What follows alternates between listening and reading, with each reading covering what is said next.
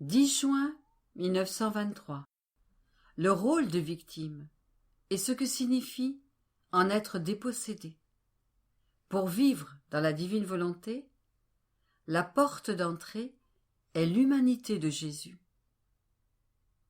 J'exprimais à Jésus mes plaintes au sujet de ses absences, et je me disais, qui sait pourquoi il ne vient pas?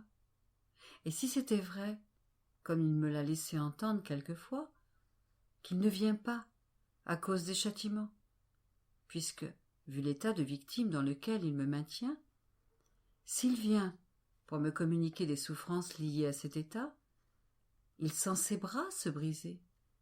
Mais, comme la justice l'oblige à punir les créatures, il ne vient pas. Alors, si c'est le cas, il devrait me retirer mon rôle de victime, car la seule chose qui m'intéresse, c'est qu'il vienne. Tout le reste m'importe peu. Tout ce que je veux, c'est Jésus, ma vie, mon tout.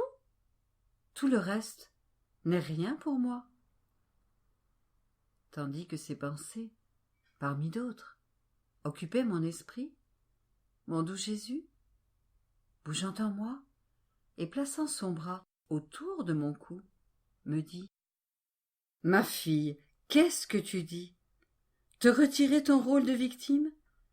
Tu ne sais donc pas ce que signifie perdre l'autorité, perdre le droit de commander, et même de ne plus pouvoir régler aucune affaire?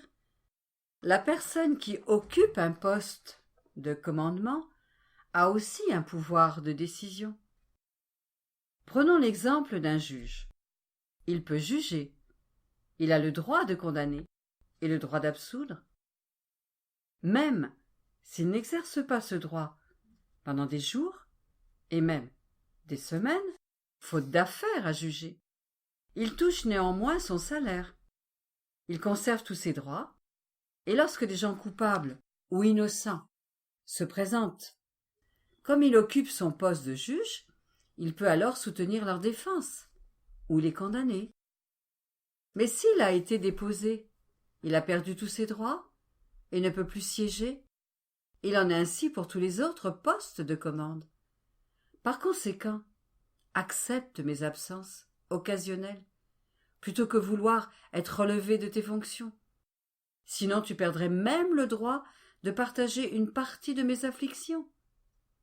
Si la privation de souffrance, pendant quelques jours, te laisse croire que tu n'as plus rien à faire, dis-toi plutôt que l'important c'est de conserver ton poste, car ce que tu ne fais pas aujourd'hui, tu le feras le jour où je viendrai te voir, et te trouverai à ton poste. J'ajoute que le plus important, sans rejeter ce qui précède, est ce qui suit. Pour vivre dans ma volonté, pour y entrer, le premier lien d'accès, c'est mon humanité. C'est mon humanité qui a été la première vraie victime, qui, à cause de la fonction que j'ai reçue de mon Père céleste, a été sacrifiée et crucifiée dans la divine volonté. Et en vertu du pouvoir de mon éternelle volition, elle a pu multiplier ma vie pour tous et pour chacun. Tout comme par la puissance d'un seul fiat, j'ai multiplié tant et tant de choses créées, tout en donnant à chaque créature un droit de propriété sur elle. De même, la puissance de ma volonté a multiplié une seule vie pour donner à chacun un Jésus pour lui tout seul, qui serait son aide, son défenseur ou son refuge, à son choix. Voilà ce qui fait toute la bonne, la grande, l'énorme différence entre vivre dans ma volonté et vivre de toute autre manière, toute bonne et sainte qu'elle soit par ailleurs.